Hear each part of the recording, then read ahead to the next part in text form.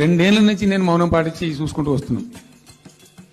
తప్పని పరిస్థితి నేను బయలుదేరినప్పుడు వెంకటేవుడు అన్నాడంట, నేను లేస్తేనే ఊరికి తెల్లారినట్టు అని.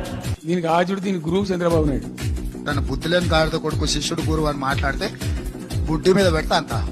ఆ తదనంతరం సుమారు దగ్గర ఒక 20 ఏళ్ళు పరిపాలించిన తెలుగుదేశం పార్టీ కానీ పాలమూరుకు చాలా దారుణమైనటువంటి తిరిగి కోలుకోవాల్సినటువంటి దెబ్బ కొట్టిన పార్టీ లేదు. కొంచెమన్నా బుద్ధి ఉండాలని ఆనందినటోడు. ఆ తెలుగుదేశం చంద్రబాబు నాయుడు మద్దతుతోనే కదా నువ్వు గెలిచింది ఎమ్మెల్యే అయింది. ఇవాళ నువ్వు అమ్ముకున్న పదవి ఓడించిండు. తెలుగుదేశం పార్టీ కార్యకర్తల నియోజకవర్గంలో నేను పనిచేసి నేను గెలిపియలే.